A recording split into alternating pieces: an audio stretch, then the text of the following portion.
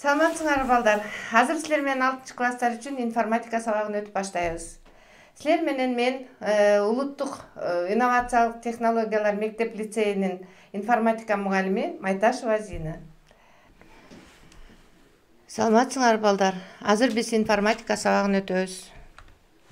Бүгүнкү өтө турган сабагыбыздын темасы мультимедиа технологиясы түшүнүгү, мультимедианы колдонуу чөйрөлөрү. Сабактын максаты мультимедиа жөнүндө түшүнүк алышат жана мультимедианын аппараттык программалык жабдуулары менен таанышышат. Мультимедиа технологиясынын жардамы менен компьютерде ар кандай маалыматтарды иштетүүнү өздөштүрүшөт жана иштөө көндүмдөрү артат. Компьютердик кабинетте өзүн алып жүрүүнү жана компьютердин түзүлүштөрүнө аяр мамиле жасоого тарбияланышат. Биз көпчүлүк учурда мультимедиа деген сөздү колдонуп жүрөбүз. Мультимедиалык компьютер, мультимедиалык проектор, мультимедиалык презентация. Бул термин эмнени түшүндүрөт? Деги эле мультимедиа деген эмне? Мультимедиа деген эмне? Деген суроого жооп алабыз. Мультимедианын курамын жана колдонуу чөйрөсүн аныктайбыз. Мультимедиалык технология кандай программалык жана аппараттык жабдылыштардын жардамы менен иштерин аныктайбыз. Мультимедиа бул техникалык каражаттарды жана программалык жабдылыштарды колдонуп, текст, чийме, сүрөт, үн, видео, анимация түрүндөгү маалыматтарды айкалыштырып экранда көрсөтүүчү атайын компьютердик технология. Мультимедиа термини кыргызча айтсак, көп чөйрөнү, мульти көп, медиа чөйрө дегенди билдирет. Жана бир информациялык объектте текст, үндүн, графиканын жана видеонун бирикмесин түшүндүрөт. Колдонуучу көптөгөн компьютердик программалар менен иштеп жатып, текстти жана кыймылдабаган сүрөттөрдү гана көрбөстөн, үндөрдү дагы угат, анимацияларды жана видеороликтерди көрөт. Мультимедиа кайсы чөйрөдө колдонулат? Мультимедианын аныктамасынан эле кайсы чөйрөдө колдонулаарын аныктаса болот. Бир эле учурда графикалык, үндүк, сүрөт, видео информацияларды колдонууга мүмкүн болгондуктан, мультимедиа көпчүлүк чөйрөдө колдонулат. Айтсак, билим алууда, бизнес тармагында, маркетинг тармагында, рекламада, телекоммуникацияда, медицина тармагында, оюндарда жана башка көптөгөн тармактарда колдонулат. Мультимедиа системасынын пайда болушу менен адамдардын чыгармачылык жашоосунда көп өзгөрүүлөр болду. Мультимедиалык технологияны өзгөчө билим берүү тармагында кеңири колдонулууда. Себеби мультимедиалык технологиянын жардамы менен түзүлгөн информациялык каражаттар билим берүүнүн сапатынын жогорулашына түздөн түз таасирин тийгизип жатат. Окуучу 1 минутада 1000 информация бирдигин кабыл алып өздөштүрсө, көз менен көргөндө 100 миңдеген информация бирдигин кабыл алып өздөштүрөрүн эксперимент жүргүзүп далилдешкен. Мультимедиалык технологияны кайсы гана чөйрөдө колдонбойлу, негизги максатыбыз материалды сапаттуу жана эффективдүү жеткирүү. Мультимедианын түзүлүшү. Мультимедианын компоненттерин дагы аныктамасынан эле аныктаса болот.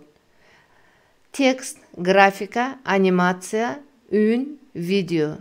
Мына ушундай компоненттерден турат. Бардык компоненттерин карап чыгалы.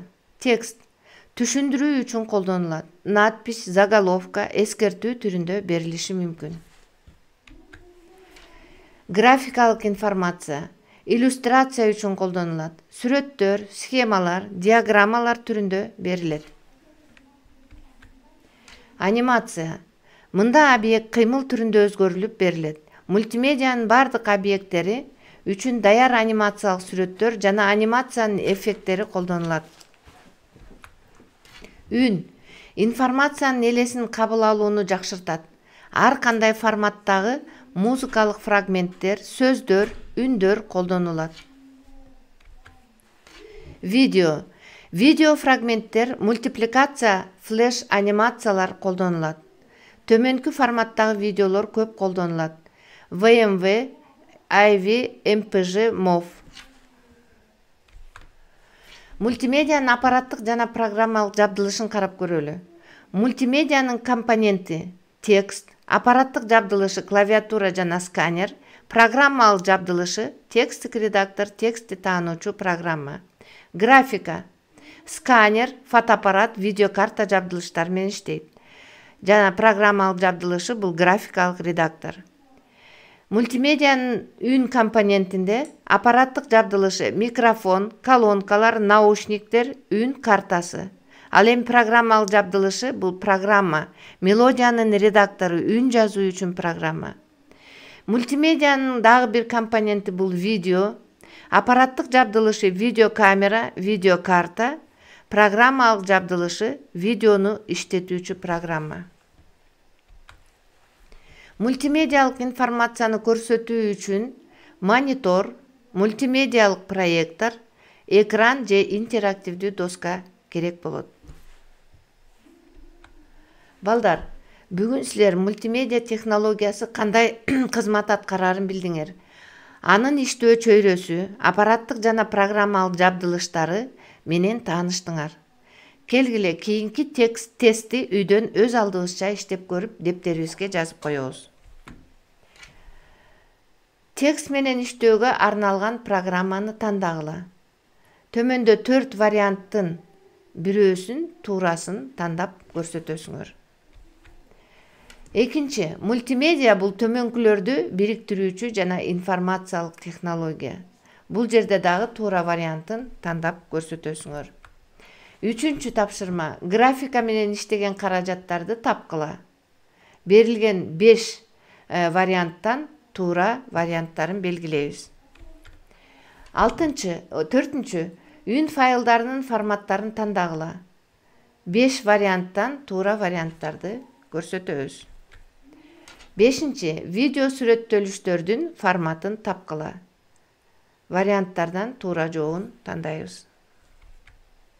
Бүгүнкү сабакта мультимедиалык технологиянын кызматы, өзгөчөлүктөрү, жабдылыштары жана иштөө чөйрөсү менен тааныштык. Ушуну менен сабагыбыз аяктады. Саламатта болгула, балдар. Ушуну менен бүгүнкү сабагыбыз аягына чыктык. Саламатта болгула. Рахмат, балдар, көңүл бурганыңарга.